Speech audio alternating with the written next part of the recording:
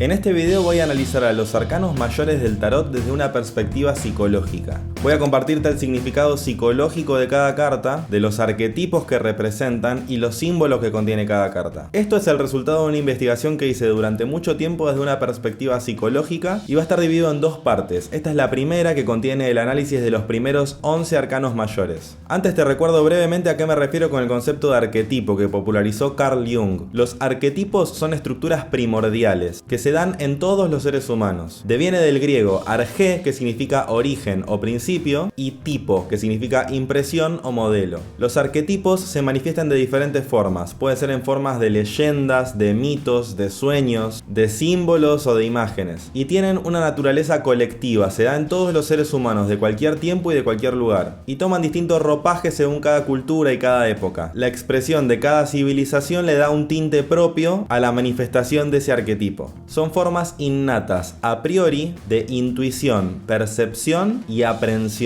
Entonces voy a compartirte el significado arquetípico de cada carta y de sus símbolos. Voy a basarme en el tarot de Marsella, en diferentes mazos del tarot de Marsella, que para quienes no lo saben, el tarot de Marsella es el que se ha utilizado como base para generar todos los diferentes mazos modernos que existen hoy en día, como el Rider White y muchísimos otros. Ahora no voy a entrar en todos esos detalles porque es para otro video, así que ahora voy a contarles específicamente los que les mencioné acerca de los arcanos mayores. Vamos.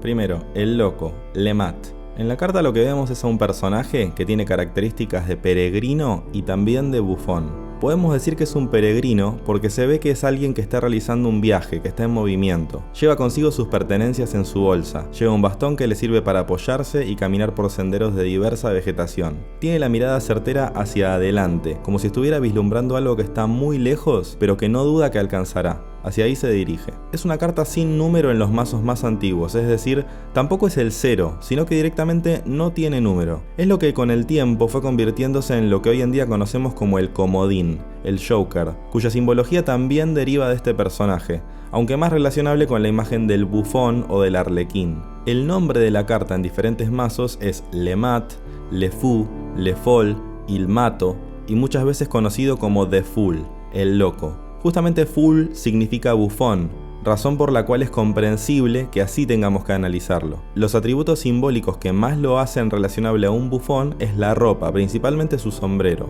En algunas versiones antiguas, como el mazo de Noblet, sus genitales son visibles. En otras versiones, como el Dodal y la mayoría de los mazos más modernos, no se ven los genitales. Pero sí en ambos casos vemos un animalito, en algunos casos parece un gato, en otros un perro, en algunos casos se ve el animal completo, en otros casos no. Pero más allá de eso, vemos que con sus patas y su cara están muy cerca de sus genitales. Puede ser impulsándolo, molestándolo o empujándolo. Podemos relacionar a los animales en el tarot con un aspecto emocional primitivo, con la fuerza motriz, el deseo, las emociones en sí. En este caso, que haya un animal y además tan en contacto con la zona genital, habla de una motricidad, de un impulso instintivo, una pulsión que mueve al mat a ir hacia adelante, a no frenar, a avanzar indiscutiblemente hacia donde sea que se dirige. También es curioso que parte de su sombrero no se ve en la parte superior de la carta. No olvidemos que quien sea que lo haya dibujado podría haberlo dibujado con el sombrero completo. Sin embargo, en muchos de los mazos antiguos, parte de este sombrero desaparece por sobre el borde superior. Esto muchas veces se analiza como que el personaje se funda con lo elevado, con el cielo, con lo divino. La imagen del peregrino, quien es movido por la fuerza de su instinto y de su deseo,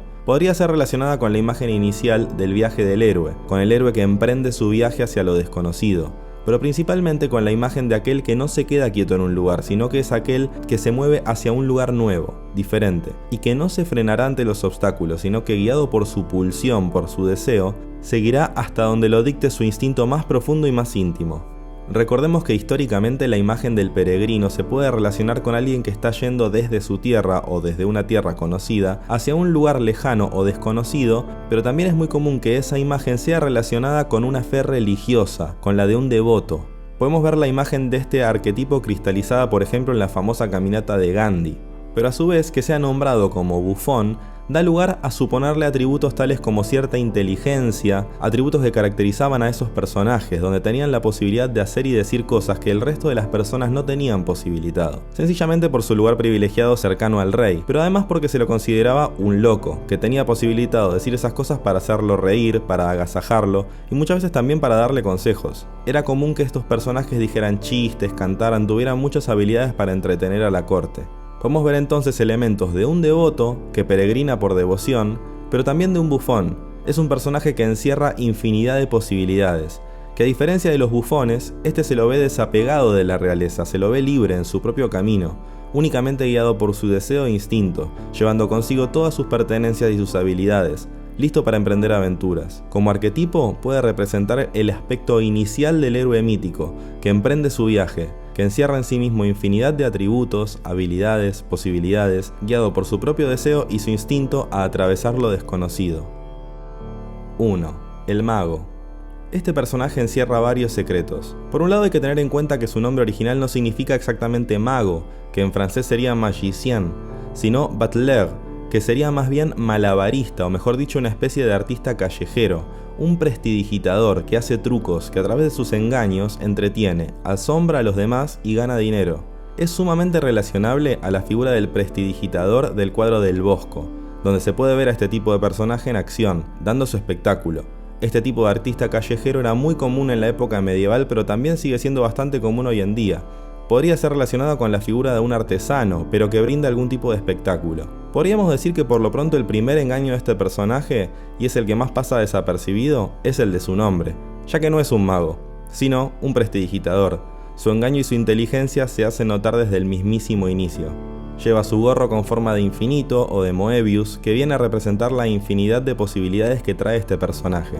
También en su mesa hay muchos elementos, que puede relacionarse como una síntesis de todos los elementos que lleva el tarot, lo cual también da esa imagen de multitud de herramientas y posibilidades.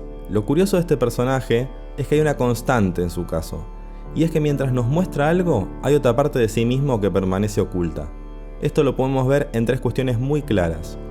Primero, mientras con su mano izquierda nos muestra su varita, con la mano derecha toma una moneda. Esto, llevado a un análisis un poco más arriesgado, podría ser que mientras nos cautiva con su varita, toma nuestro dinero. Lo cual no deja de ser lo que hace un prestidigitador, un artista callejero que nos asombra, logra algo que no entendemos qué es y se lleva su recompensa. 2. Vemos todas estas herramientas que lleva en su mesa, pero no vemos dónde termina la mesa. La mesa continúa más allá de la carta, en un espacio que no podemos ver. 3. Solo vemos 3 de las 4 patas de la mesa. Estamos suponiendo que debería tener 4 patas, pero también podemos ver que la mesa continúa, que no termina ahí, lo cual tiene lógica. Entonces este personaje representa a alguien que tiene infinidad de posibilidades y herramientas, pero cuya motivación no podemos suponer que sea del todo pura, como sí podemos verlo en el loco, por ejemplo. En este caso, vemos a alguien que lo que muestra es un engaño. Es alguien que utiliza todo el universo de posibilidades, pero para dar un espectáculo, como un trabajo. Podemos reconocer sus habilidades, pero sus intereses parecen ser más materiales que espirituales. Arquetípicamente, esta imagen corresponde más a la figura de un ilusionista que a la de un hechicero, ya que con la magia engaña al otro, y por fines económicos, dando un espectáculo por su propio beneficio, en el mejor de los casos dando un espectáculo a cambio de dinero, asombrando a los demás haciendo cosas que parecen imposibles. Todos estos aspectos fueron muy tergiversados en mazos como el Rider White, donde se presenta a este personaje como una especie de hechicero benigno. También hay mucha confusión al pretender igualarlo con un mago blanco del estilo del mago Merlín, pero justamente este es uno de los engaños de este personaje. Si quisiéramos rastrear su origen o su correlativo arquetipal en otras mitologías, está mucho más cerca del dios Loki de la mitología nórdica, un maestro del engaño, alguien que se transforma, una especie de shapeshifter que engaña a los demás, que con sus trampas pone en peligro a los dioses. En principio, es difícil saber las verdaderas intenciones de este personaje. Permanece como alguien con múltiples habilidades que las utiliza para ganar dinero dando su espectáculo, como un trabajo. 2. La papisa. Este personaje se llama la papisa o la sacerdotisa. Es interesante que figure una papa mujer, cuestión que al menos históricamente, en la historia oficial de la iglesia, se niega totalmente. Pero hay versiones, rumores, historias que dicen que hubo una vez una papisa y que eso fue negado y ocultado, lo cual estaría demostrado en que cuando se elige un papa, también hay una instancia en la que se verifica que tenga genitales masculinos.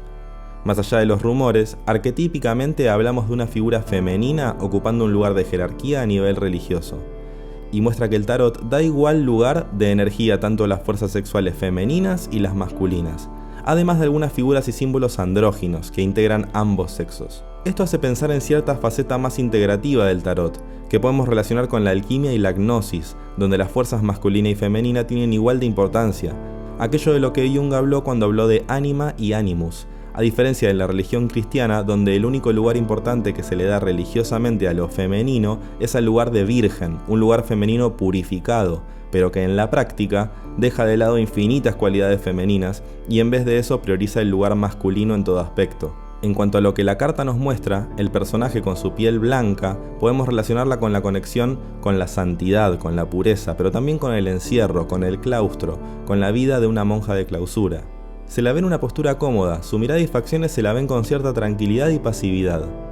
A la altura de sus genitales sostiene un libro que podemos suponer que son sagradas escrituras, lo cual muestra que le da un lugar de vital importancia a su conexión con lo que considera sagrado. Podríamos decir que esta imagen en particular se relacionaría arquetípicamente con la imagen de una mujer santa, de una virgen. La conexión con la energía femenina desde un lugar de introspección, pero a su vez en un lugar de jerarquía religiosa, de conexión con cierta sabiduría milenaria, pero también con la sensación de que su forma de conectarse con esa divinidad es alejándose del mundo, encerrándose a nivel físico y dando lugar a lo sagrado desde un lugar más introspectivo y oculto. 3. La emperatriz. Este personaje también representa la fuerza femenina, pero en este caso en un lugar de vitalidad, de fortaleza, de quien lidera, tiene un lugar de poder, pero no desde un lugar religioso e introspectivo, como la papisa, sino más bien desde un lugar de liderazgo más activo. Lleva consigo numerosos símbolos. Parece tener alas, aunque se las ve bastante veladas, ocultas, pero si uno las mira en detalle sin duda están ahí, lo cual muestra cierta conexión con la divinidad femenina. Su corona tiene que ver con el lugar de poder que lleva consigo. El cetro que tiene apunta a su vientre. Algunos investigadores dicen que parece estar embarazada. Sería difícil decir que esto es rotundamente así, pero sí podemos ver que con su cetro, que representa también un lugar de poder, apunta tanto a su vientre como a sus genitales, podríamos decir que a su útero, con lo cual da importancia vital a su poder de gestación, a diferencia de la papisa, que mantenía totalmente velado este aspecto detrás de las Sagradas Escrituras. A su vez, abraza el escudo que lleva un águila. Esto viene a representar no solo su lugar en la realeza, sino también su conexión con este animal, que tradicionalmente en diversas culturas muestra la conexión con las cualidades de este animal, su conexión con lo más elevado, con la fuerza, la valentía. También al ser un animal muestra la conexión con ese aspecto intuitivo y primitivo. El águila también representa la posibilidad de ver las situaciones con perspectiva, desde un lugar elevado, donde es posible tomar distancia y ver las situaciones como un todo, mucho más grande, así como también tiene la posibilidad de volver a la tierra y conectarse con cercanía, poder y vitalidad.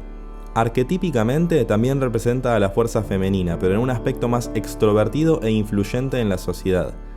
Aún siendo una figura de poder, transmite flexibilidad, quietud, serenidad, tanto en su rostro como en su posición sentada, y en cómo sostiene su cetro. 4. El emperador. Este personaje representa la fuerza masculina, el lugar del poder masculino a nivel social. También la comodidad de estar ocupando ese lugar con firmeza, pero también con tranquilidad. Podemos verlo con su postura relajada, con su pierna derecha cruzada, generando un número 4 entre sus piernas, que coincide con el número 4 de la carta. También tiene a sus pies el escudo de la realeza, con el águila como animal central, lo cual también lo conecta con las cualidades de este animal, la vitalidad, la fortaleza, la fuerza, la conexión con lo elevado y la certeza de su accionar en el plano terrenal. A diferencia de la emperatriz, sostiene su cetro con rectitud y firmeza, lo que acentúa el símbolo de su virilidad masculina. En este caso, es común que podamos ver parte del respaldo de su asiento, y podemos diferenciarlo claramente de los asientos de otras figuras del tarot, que muestran que las características del lugar donde está sentado, su lugar de apoyo, son a tener en cuenta y difieren entre sí. En este caso se lo ve como un asiento simple que marca un lugar de poder terrenal totalmente distinto, por ejemplo, que el asiento de la emperatriz, de la papisa o del papa.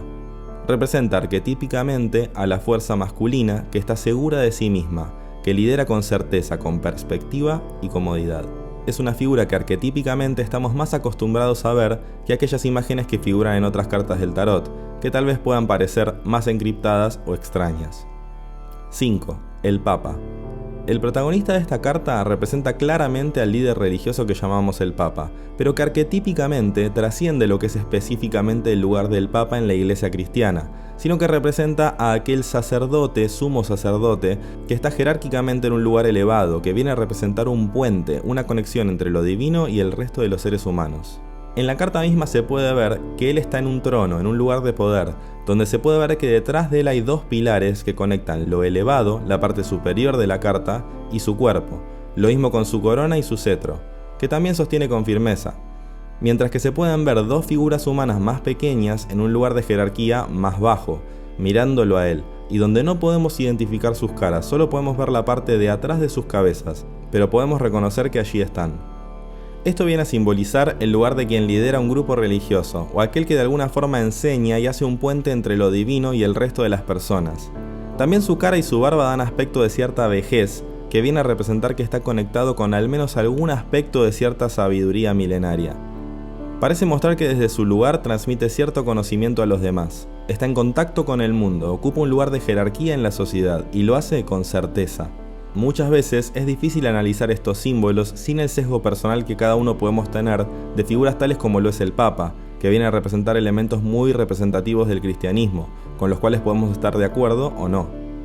En lo personal recomiendo que tratemos de despojarnos de estos prejuicios y tomemos al arquetipo y a sus símbolos viéndolo en contexto comparativamente con el resto de los arcanos mayores, ya que el tarot en sí mismo es un sistema, con una cantidad determinada de cartas y de figuras arquetípicas que vienen a mostrar diferentes aspectos arquetípicos que trascienden a lo específico de cada cultura. 6. El enamorado. Esta carta es muy curiosa y se presta a infinidad de interpretaciones. Hay un personaje masculino en el centro, entre dos figuras femeninas. Todo parece indicar que este hombre que está en el centro es el enamorado. A su derecha hay una mujer que parece ser joven y a su izquierda una mujer de mayor edad. Ambas figuras femeninas están tocando con alguno de sus brazos al hombre. Mientras tanto, en el cielo aparece la figura de un ángel que todo indica que viene a representar a la imagen de Cupido, generalmente representado como un niño desnudo, alado, con arco y flecha. Él está tensando su arco. Aún no arrojó la flecha, pero como todo arco y flecha, no puede mantenerse eternamente tensado, así que parece indicar que la flecha está por ser lanzada. Podemos adentrarnos en infinidad de ideas acerca de cuál es la relación entre el hombre de la carta y las dos mujeres. Hay quienes dicen que ambas son sus amantes, otros dicen que una es su amante y otra su madre, pero lo cierto es que está abierto a diferentes interpretaciones, no hay una única posibilidad. Lo que arquetípicamente es posible destacar es que dicha figura masculina tiene que tomar una decisión, como alguien que se encuentra ante la bifurcación de un camino y debe elegir qué sendero tomar. Dicho hombre en cuestión parece estar en una situación en la que tiene que decidir, y todo indica que si él no decide, Cupido va a elegir por él. Por algo esta carta es titulada El enamorado. Sabemos que si Cupido lanza su flecha, puede decidir de quién se enamora la persona. Y esto puede significar algo maravilloso, pero también puede significar una tragedia, donde el amor puede ser no correspondido ni elegido por el hombre, sino por el capricho de un ángel. 7. El carro. Este personaje lleva en sí toda la fuerza, los lujos, la valentía y la energía vital de quien se dirige hacia un lugar nuevo desde un lugar de cierta jerarquía. Lleva en sí los beneficios materiales de la realeza. Parece estar bastante tranquilo en su lugar, pero esta carta lleva en sí misma varios misterios. Lo que tal vez sea el máximo misterio es el hecho de que los caballos que parecen llevar este carro no tienen riendas. Entonces, ¿quién controla hacia dónde va este carro? ¿Será que se impulsa con certeza por alguna fuerza divina? ¿O será que son los caballos los que están decidiendo hacia dónde ir y no el caballero que está sobre el carro? Otra de las cuestiones que ponen cierta duda sobre la claridad de este personaje tiene que ver con la disposición de las ruedas del carro. En vez de estar apuntando hacia adelante con la misma orientación que el carro, parecen estar apuntando hacia los costados. ¿Podríamos decir que esto es una especie de licencia artística para que se vean las ruedas claramente de frente? ¿O tal vez significa otra cosa? Las respuestas a cada una de estas preguntas debemos realizarla cada uno de nosotros, tomar partido, ya que no es posible decir algo objetivo con mayor claridad que esto. A esto se le suma que uno de los dos caballos suele ser dibujado con un ojo cerrado y mirando hacia el lado contrario al cual orienta su cuerpo. Todos estos elementos parecen indicar que aunque este carro tiene todas las herramientas con las que moverse, avanzar en el mundo y llegar con todos los lujos a donde sea que se lo proponga, aún falta cierta definición en hacia dónde es que va este carro y quién es el que lo está manejando. ¿Será alguna fuerza secreta del destino? ¿O será quien está montado sobre el carro, que tal vez tenga tan claro su rumbo y sea tan certero su control sobre el carro y sobre la fuerza animal instintiva y motriz, que ni siquiera necesita que haya riendas para dirigir el caballo? 8. La justicia. Este personaje tiene relación directa con cómo suele representarse esta figura desde el Renacimiento, pero también en la antigua Grecia, tanto la diosa Temis como la diosa Dike.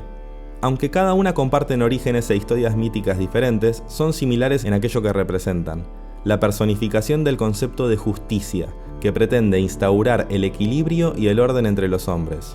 La simbología de esta representación suele describirse universalmente de la siguiente forma.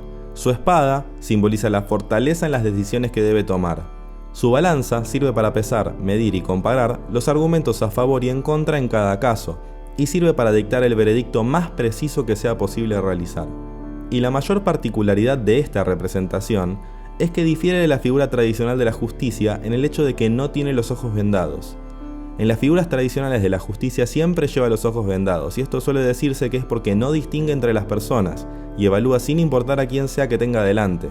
Sin embargo, en el tarot, esta imagen no solo que no tiene los ojos vendados, sino que además mira de frente, mira a quien esté mirando la carta. Esta particularidad podría significar que el tarot da cierto indicio de que la justicia puede llegar a actuar con subjetividad en vez de con total objetividad, ya que hablamos de una justicia entre los hombres y no necesariamente de una justicia divina. Aún realizando esta salvedad, arquetípicamente hablamos de la imagen que representa ancestralmente a la justicia como cierta personificación de quien decide y define aquello que es lo correcto y aquello que es lo incorrecto, lo que está bien y lo que está mal, quien busca medir los actos y llevar adelante su sentencia. 9. El ermitaño. Este es uno de los casos en el tarot donde es posible relacionarlo directamente y prácticamente sin duda alguna con un arquetipo que claramente existe en muchas culturas. Es el arquetipo de lo que Jung describió como el arquetipo del viejo sabio.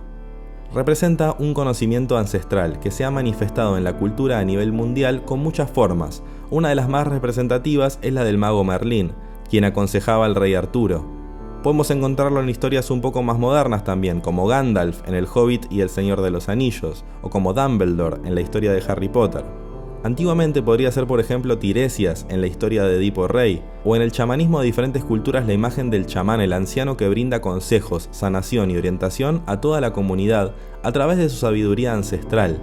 Además, se les adjudica la posibilidad de conectarse con el mundo de los ancestros, del mundo espiritual, y una conexión que trasciende el plano material de los hombres. Como mencioné anteriormente, es importante diferenciarlo de la figura del bateleur, que aunque muchas veces se lo traduce como el mago, en realidad es más bien un ilusionista, un prestidigitador, un malabarista, un artista callejero, pero no un mago en el sentido ancestral que sí conlleva la imagen del ermitaño en el tarot. Puede verse que el ermitaño lleva en sí mismo cierta conexión simbólica mucho más cercana a la del loco que a la carta del mago. Podría inclusive llegar a decirse que el ermitaño podría representar al mat más centrado en edad. Sigue en movimiento, lleva consigo su bastón, pero este tiene más uso, lo cual puede verse en sus curvas el desgaste de años de uso, a diferencia del firme bastón del mat. También ambos llevan su mano contraria ocupada. En el caso del mat, con su bolsito con sus pocas pertenencias materiales, mientras que el ermitaño lleva una lámpara para alumbrar el camino, para iluminar en medio de las tinieblas con su sabiduría milenaria. 10. La rueda de la fortuna. Esta imagen viene a representar de alguna forma a los caprichos del azar, en su máxima expresión.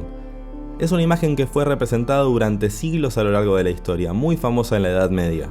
Con este nombre deriva de la diosa romana Fortuna, que es el equivalente a la diosa griega Psique, que contaba con esta herramienta, una especie de ruleta, que por azar designaba lo que sucedería, que podría implicar tanto buena suerte o mala suerte. Muchas veces se presentaba a la figura de la fortuna con los ojos vendados, como la imagen antigua de la justicia. Sin embargo, en el tarot de Marsella nos encontramos ante el hecho de que no hay diosa alguna que maneje dicha rueda. Vemos 3 personajes en ella. Dependiendo del mazo que utilicemos, podemos ver si todos ellos son animales, o mezcla entre animales y humanos, algún tipo de figura cuasi demoníaca estilo gárgola o esfinge, o en algún caso también alguna figura humana incluida ahí. En todo caso, nos encontramos ante el arquetipo que muestra más claramente el azar en su máxima expresión, la vertiente del azar que no distingue entre el bien y el mal. Tal vez hay en la carta un velo mínimo de esperanza o de libertad interpretativa en ver que no hay figura alguna en esta carta que esté controlando la manivela que mueve esta rueda. ¿Significará que es todo un caos?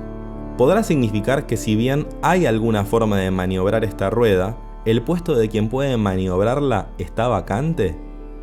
¿O será como en el caso de la carta del carro, que su rumbo es tan claro que tal vez no necesita quien lo maneje? Solo cada uno de nosotros podemos aventurarnos a responder estas preguntas. 11. La fuerza. Aquí encontramos una figura femenina que tiene una bestia bajo control. Parece una especie de león con su boca abierta. Tiene varios elementos muy llamativos que tal vez escapan en una primera vista, pero que con cierta indagación pasan a ser protagónicos. Hay una curiosa concordancia entre el sombrero que lleva y el sombrero del bateleur. Pareciera que en sí también tiene una infinidad de recursos a su disposición. En este caso, la parte superior del sombrero lleva unos picos que tienen una curiosa similitud con los dientes del león. También parece tener concordancia con el hecho de que el bateleur es la carta número 1, mientras que esta carta es la número 11, parecida repetir de alguna forma ciertas características de aquel personaje.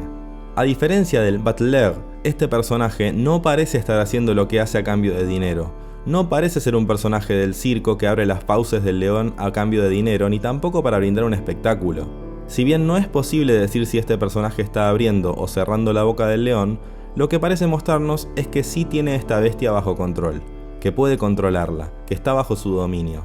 También es llamativo que la carta no lleva el nombre de un personaje, sino el de una cualidad, la fuerza, que parece representar aquella fuerza que el personaje principal tiene en sí misma, o aquella fuerza que tiene bajo control. Recordemos que podemos ver en la simbología animal una conexión con las emociones primitivas, con el instinto, y en este caso, con esa fuerza primal, primordial. Esta figura arquetípica parece mostrarnos la representación de la fuerza de nuestros instintos más primitivos, la importancia de que estos estén bajo nuestro dominio y no que ellos nos dominen a nosotros. Bueno, espero que hayas disfrutado de la primera parte de este análisis de los arcanos mayores del tarot, de los primeros 11 arcanos mayores. Me encantaría leer tus comentarios, preguntas o lo que quieras compartir acerca de este tema. Y estén atentos a la continuación de este video con el análisis de los siguientes 11 arcanos mayores. Si te gustó este video, además te invito a suscribirte a este canal y nos vemos en un siguiente video de Salir del Laberinto.